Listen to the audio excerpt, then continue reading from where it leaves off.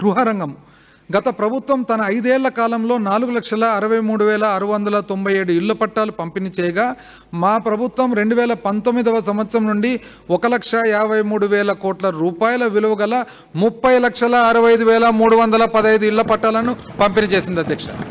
I repeat అధ్యక్ష, గత ప్రభుత్వము తన 5 ఏళ్ల కాలంలో 4,63,697 ఇళ్ల పట్టాలు పంపిణీ చేయగా మా ప్రభుత్వము 2019వ సంవత్సరం నుండి 1,53,000 కోట్ల రూపాయల విలువ గల 30,65,315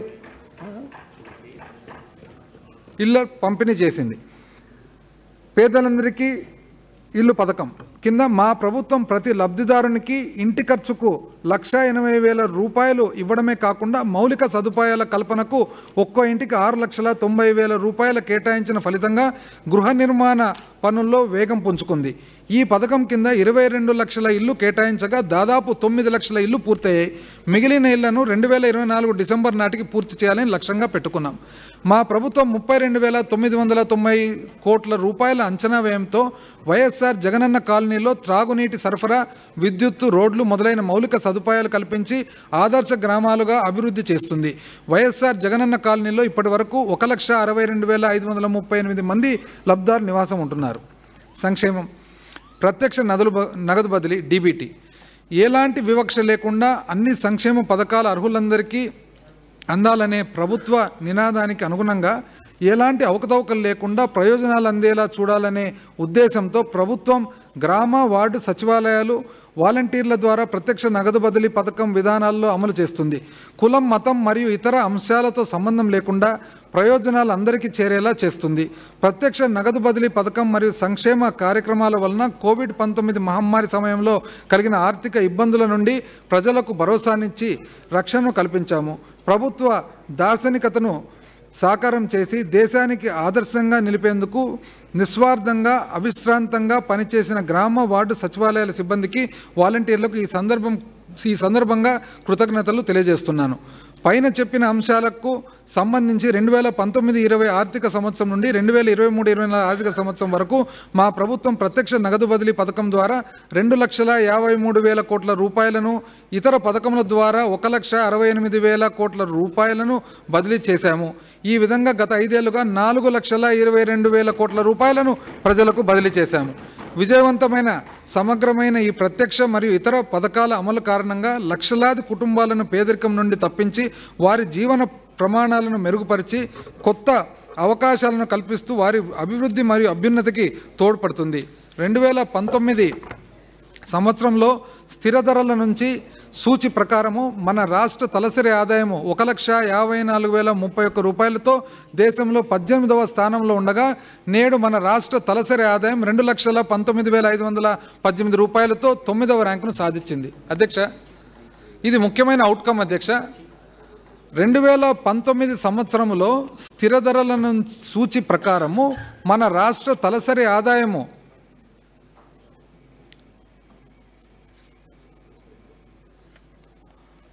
చిన్న కరెక్షన్ అధ్యక్ష, ఇంతకుముందు గత ప్రభుత్వము హౌస్ పట్టాస్ ఇవ్వలేదు కానీ వాళ్ళు ఇండ్లు కట్టేదానికి ఇండ్లు మాత్రము శాంక్షన్ చేయడం జరిగింది అధ్యక్ష, పట్టాలు ఇవ్వలేదు అధ్యక్ష. I stand corrected. Only government of India scheme ద్వారా వచ్చిన ఇండ్లు ఏవైతే ఉన్నాయో ఆ ఇండ్లను ట్రాన్స్లేట్ చేయడం జరిగింది అధ్యక్ష. సంవత్సరంలో అధ్యక్ష 2019 సంవత్సరంలో స్థిర ధరల సూచి ప్రకారం మన రాష్ట్ర తలసరి ఆదాయము 1,54,031 రూపాయలతో దేశంలో 18వ స్థానంలో ఉండగా నేడు మన రాష్ట్ర తలసరి ఆదాయం 2,19,518 రూపాయలతో 9వ ర్యాంకు సాధించింది అధ్యక్ష. ప్రగతి ఎక్కడా అని అడిగే వాళ్ళందరికీ ఇది సమాధానం అధ్యక్ష. వైఎస్ఆర్ పెన్షన్ కానుక మా ప్రభుత్వం వైఎస్ఆర్ పెన్షన్ కానుక పథకం లబ్ధిదారుల అర్హత వయస్సును 65 సంవత్సరాల నుండి 60 సంవత్సరాలకు తగ్గించి సంతృప్త స్థాయిలో అమలు చేస్తుంది. ఈ పథకం కింద పెన్షన్ మొత్తం జనవరి 1, 2024 నుండి నెలకు 3,000 రూపాయలకు మరియు ఆరోగ్య పెన్షన్లు నెలకు 10,000 రూపాయలకు పెంచబడ్డాయి. 2019 సంవత్సరంలో ఈ పెన్షన్ల పంపిణీ మొత్తం నెలకు 1385 కోట్ల రూపాయలు ఉండగా 2024 సంవత్సరం జనవరి నెల నాటికి 1968 కోట్ల రూపాయలకు పెంచి పంపిణీ చేయబడింది. 2019 సంవత్సరం నుండి మా ప్రభుత్వం 66,35,000 మంది లబ్ధిదారులకు వైఎస్ఆర్ పెన్షన్ కానుక ద్వారా 84,731 కోట్ల రూపాయలను పంపిణీ చేసింది. అధ్యక్ష పెన్షన్ విషయానికి వస్తే ఈరోజు దాదాపు 2,000 కోట్లు అధ్యక్ష, నెలకు 2,000 కోట్లు. ఈ రోజుటికి ఈ 4 సంవత్సరాల చిల్లర లెక్కేసినట్లయితే ఇంచుమించు 66,35,000 మంది లబ్ధిదారులకు ఇంచుమించు గత ప్రభుత్వంలో అధ్యక్ష యావరేజ్ చూసినట్లయితే నెలకు 400 కోట్లే అధ్యక్ష. ఎందుకంటే 2014 నుంచి పెన్షన్ ఇస్తూ వచ్చి 2019 ఎలక్షన్లకు ఒక 2-3 నెలల ముందు మాత్రమే పెంచారు అధ్యక్ష. యావరేజ్ చూసుకు 2 నెలలు యావరేజ్ అధ్యక్ష 400, కానీ మనది ఈ రోజుటికి 2,000 రూపాయలు నెలకు అవుతుంది అధ్యక్ష. అంత తేడా వ్యత్యాసం ఉంది అధ్యక్ష. 85,000 కోట్ల అధ్యక్ష ఇంచుమించు అవాతాతలకు ఇచ్చిన పెన్షన్. ప్రజా పంపిణీ వ్యవస్థ. మా ప్రభుత్వం ప్రజా పంపిణీ వస్తువులను ప్రజల ఇంటి ముంగిటికే సరఫరా చేయాలనే ఉద్దేశంతో 9,260 సంచార పంపిణీ వాహనాలను ప్రవేశపెట్టింది. ఇది వృద్ధులు, వికలాంగులు మరియు వేతన కార్మికులు ఎదుర్కొంటున్న కష్టాలను తొలగించింది. సంచార పంపిణీ వాహనాల యాజమానులై షెడ్యూల్ కులాలు, షెడ్యూల్ తెగలు, బలహీన వర్గాలు మరియు అల్పసంఖ్యాక వర్గాలకు చెందిన వారికి ఇది లాభదాయకమైన ఉపాధిని కూడా అందించింది. మా ప్రభుత్వం 2019-2023 సంవత్సరాల మధ్యకాలంలో చేసిన వ్యయమును 29,628 కోట్ల రూపాయలు కాగా 2014-19 సంవత్సరాల మధ్య కాలంలో బియ్యం సబ్సిడీ కింద చేసే వ్యయము కేవలం 14,256 కోట్ల రూపాయలు మాత్రమే అధ్యక్ష.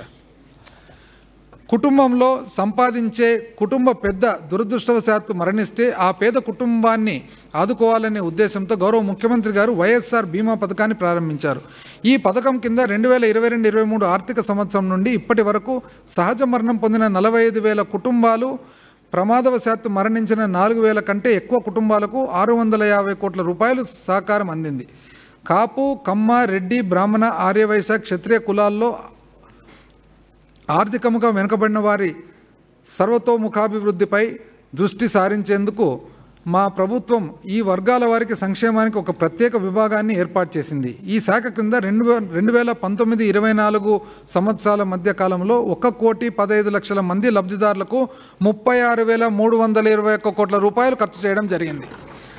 వైఎస్ఆర్ కళ్యాణమస్తు మరియు వైఎస్ఆర్ షాదీ తోఫా పథకాల కింద షెడ్యూల్ కులాలు, షెడ్యూల్ తెగలు, వెనుకబడిన తరగతులు, వికలాంగులు మరియు ముస్లింలకు చెందిన 46,329 మంది లబ్ధిదారులకు 350 కోట్ల రూపాయలకు పైగా పంపిణీ చేశాం. వైఎస్ఆర్ ఈబీసీ నేస్తం పథకం కింద అగ్రకులాల్లో ఆర్థికంగా వెనుకబడిన రెడ్డి, కమ్మ, ఆర్యవైశ్య, బ్రాహ్మణ, క్షత్రియ, వేలం మొదలైన ఓసీ వర్గాలకు ఆర్థికంగా వెనుకబడిన 4,39,000 మంది మహిళలకు 1,257 కోట్ల రూపాయలను పంపిణీ చేయడం జరిగింది.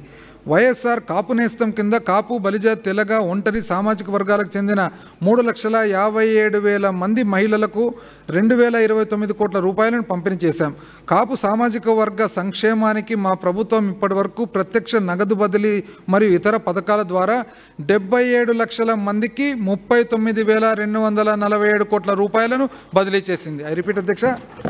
కాపు సామాజిక వర్గ సంక్షేమానికి మా ప్రభుత్వం ఇప్పటి వరకు ప్రత్యక్ష నగదు బదిలీ మరియు ఇతర పథకాల ద్వారా 77 లక్షల మందికి 39,247 కోట్ల రూపాయలను బదిలీ చేసింది.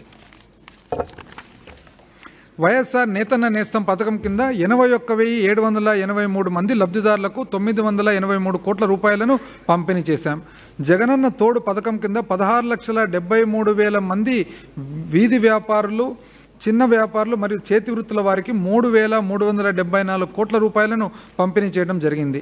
జగనన్న చేదోడు పథకం కింద రజకులు, నాయి బ్రాహ్మణులు, దర్జీ పని వాళ్లకు చెందిన 3,40,000 మంది లబ్ధిదారులకు 1,268 కోట్ల రూపాయలను అందించడం జరిగింది. వైఎస్ఆర్ వాహనమిత్ర పథకం కింద 2,78,000 మందికి పైగా టాక్సీ, క్యాబ్ మరియు ఆటో డ్రైవర్లకు 1,305 కోట్ల రూపాయలు ఆర్థిక సాయాన్ని అందించాము. వైఎస్ఆర్ లా నేస్తం కింద 6,069 మంది జూనియర్ న్యాయవాదులకు 3 సంవత్సరాల నుండి నెలకు 5,000 రూపాయల చొప్పున భృతిని అందిస్తున్నాం. జాతీయ గ్రామీణ ఉపాధి హామీ పథకం NRGA కింద 2023 సంవత్సరం డిసెంబర్ నెల చివరి వరకు 2,141 లక్షల పని దినాలు కల్పించాము. దీని క్రింద 45 లక్షల కుటుంబాలలోని 72 లక్షల మందికి వేతన ఉపాధి అవకాశాలు కల్పించబడి 15 రోజుల్లో చెల్లింపులు చేయబడ్డాయి. గౌరవ ముఖ్యమంత్రి గారు పాదయాత్ర సందర్భంగా ఇచ్చిన హామీ మేరకు ప్రభుత్వం అగ్రిగోల్డ్ బాధితులను 883.5 కోట్ల రూపాయల సాయం అందజేసి వారిని ఆదుకున్నాం. సామాజిక సంక్షేమం.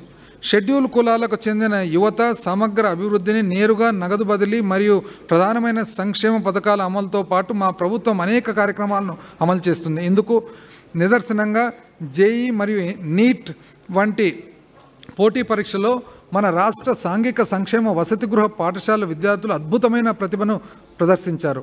2019 నుండి 2023 సంవత్సరాల మధ్య ఈ వర్గానికి చెందిన దాదాపు 200 మంది విద్యార్థులు ఐఐటీలు, ఎన్ఐటీలు మరియు ఇతర ప్రీమియర్ కళాశాలల్లో ప్రవేశం పొందారు. ఇంతేకాక పూర్తి ఆర్థిక సాయంతో కెనడీ లూగర్ యూత్ ఎక్స్చేంజ్ కార్యక్రమం మరియు విద్యా కార్యక్రమాల కింద 8 మంది విద్యార్థులు అవకాశాన్ని పొందారు. 2023 సంవత్సరం సెప్టెంబర్ నెలలో సుస్థిర అభివృద్ధి లక్ష్యాల సాధనపై న్యూయార్క్లో జరిగిన ఐక్యరాజ్య సమితి సమావేశానికి ఈ వర్గానికి చెందిన ఒక విద్యార్థి ప్రాతినిధ్యం వహించాడు. గిరిజన సంక్షేమం. గౌరవ ముఖ్యమంత్రి గారి నాయకత్వంలో 2019 సంవత్సరం జూన్ నెల నుండి ఇప్పటి వరకు 2,19,763 ఎకరాలకు గాను 1,29,842 మందికి వ్యక్తిగత పట్టాలు, 67,946 ఎకరాలకు గాను 526 కమ్యూనిటీ పట్టాలు ఇవ్వబడ్డాయి. అంతేగాక గిరిజన సంఘాలను బలోపేతం చేయడానికి మరియు వారికి భూమిపై ఉన్న హక్కులను నిర్ధారించడానికి 39,272 ఎకరాలకు 26,287 DKT పట్టాలు పంపిణీ చేయబడ్డాయి. ఎంత గొప్ప ఎత్తున జరిగాయి ఒక్కసారి చూడండి అధ్యక్ష.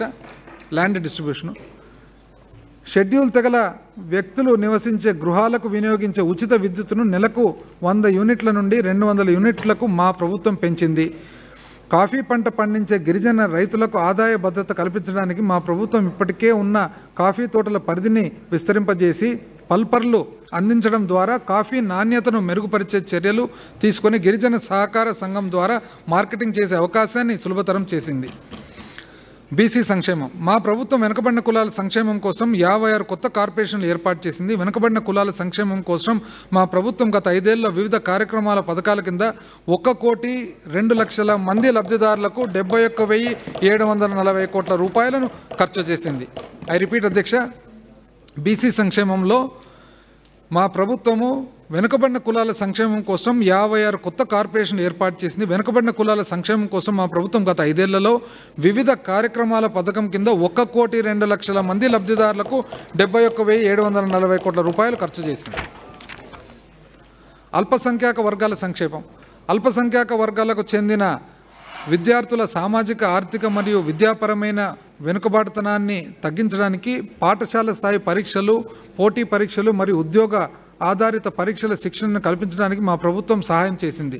దీని ద్వారా 2023-24 సంవత్సరంలో దాదాపు 5,000 మంది విద్యార్థులు లబ్ధి పొందారు. ఇమాంలకు అందించే సహాయం 5,000 రూపాయల నుండి 10,000 రూపాయలకు పెంచడం ద్వారా 4,983 మందికి ప్రయోజనాన్ని అందించడం జరిగింది. అదేవిధంగా మోజిన్లకు ఇచ్చే ఆర్థిక ప్రయోజనాలకు 3,000 రూపాయల నుండి 5,000 రూపాయలకు పెంచి 4,983 మందికి మేలు చేయడం జరిగింది. 8,427 మంది పాస్టర్లకు ప్రయోజనం చేకూర్చేందుకు 2021-22 ఆర్థిక సంవత్సరం నుండి నెలకు 5,000 రూపాయల ఆర్థిక సాయాన్ని అందిస్తున్నాము. 2023 సంవత్సరం నుండి విజయవాడలోని ఎంబార్కేషన్ పేమెంట్ పాయింట్ నుండి హజ్ యాత్ర చేసే ప్రతి యాత్రికునికి 80,000 రూపాయలు అందజేయడం ద్వారా 17,756 మంది యాత్రికులను ప్రోత్సహించడం జరుగుతుంది. అదేవిధంగా 2019 నుండి 1,178 మంది యాత్రికులకు జెరూసలేం వెళ్ళడానికి 60,000 చొప్పున ఆర్థిక ప్రయోజనాన్ని అందించడం జరిగింది. అధ్యక్ష, విత్ యువర్ పర్మిషన్ అధ్యక్ష, ఈరోజు సంక్షేమము, అవుట్కమ్ ఆఫ్ సంక్షేమం అనేది కొన్ని ఉదాహరణలు కూడా ఈ సభ ద్వారా మనము రాష్ట్రానికంతా అధ్యక్ష, ఇంతకుముందు పాలవెల్లువ అధ్యక్ష, పాలవెల్లువలో అమూల్ ద్వారా పాలవెల్లువ కార్యక్రమం తీసుకురావడం జరిగింది అధ్యక్ష. రాష్ట్రానికి అంత తెలిసిండేదే. పాల ధరలు 10 రూపాయల నుండి 20 రూపాయలకు యాక్చువల్గా పెరిగాయి అధ్యక్ష. ఇంతకుముందు నేను 5 రూపాయల నుంచి 20 రూపాయలు అని అన్నాను అధ్యక్ష. ఇంచుమించు 10 రూపాయల నుంచి 20 రూపాయల వరకు పెరిగాయి అధ్యక్ష. ఐ స్టాండ్ కరెక్టెడ్ అధ్యక్ష. అధ్యక్ష, ఈ ఉదాహరణలు అధ్యక్ష ప్రభుత్వమే ఆదుకుంది అధ్యక్ష. వాళ్ళ సొంత భావన అధ్యక్ష. కౌజు బేబీ అధ్యక్ష, ఈ అవ్వ పేరు. సొంత ఊరు వచ్చేసి చింతూరు, అల్లూరు సీతారామరాజు జిల్లా అధ్యక్ష. అయితే బేబీ గారు చెప్తున్నారు అధ్యక్ష, యాక్చువల్గా ఒంటరి దివ్యాంగురాలు. ఏ విధంగా కొన్నేళ్ల క్రితము భర్త వదిలేసి వెళ్ళిపోయినాడంట అధ్యక్ష. భర్త వదిలేసి వెళ్ళిపోతే ఒకే కూతురు, ఆ కూతురు కూడా పెళ్లి చేసుకొని వెళ్ళిపోయింది అధ్యక్ష. అయితే కూలి పని చేసుకుంటూ బ్రతుకుతూ ఉంది అధ్యక్ష. కూలి పని చేసుకుంటూ బ్రతుకుతూ ఉంటే ఏదో ఒక ప్రమాదం వలన ఒక కాలు కూడా తీసేయాల్సి వచ్చింది అధ్యక్ష. యాంపిటేట్ చేయాల్సి వచ్చింది అధ్యక్ష. చేస్తే ఏ విధంగా జీవించాలని చెప్పి చాలా ఇబ్బందుల్లో ఉన్న పరిస్థితుల్లో, అసలు జీవించేది ఎట్లా అని చెప్పి ఆలోచన చేసే పరిస్థితుల్లో వైఎస్ఆర్ చేయూత కింద ఏడాదికి 18,750 రూపాయలు సాయం రాగా, అదేవిధంగా 56,250 రూపాయలు సహాయం అందింది అధ్యక్ష. ఆ తర్వాత పెన్షన్ అధ్యక్ష, నెల 3,000 పెన్షన్ అందడం ద్వారా ఈరోజు జీవిస్తుంది అని తను చెప్తున్నారు అధ్యక్ష. ఈ ప్రభుత్వమే లేకుంటే నా జీవితం ఏమయ్యేదో అని అంటుంది అధ్యక్ష. ఇదొక ఉదాహరణ అధ్యక్ష. అదేవిధంగా అధ్యక్ష,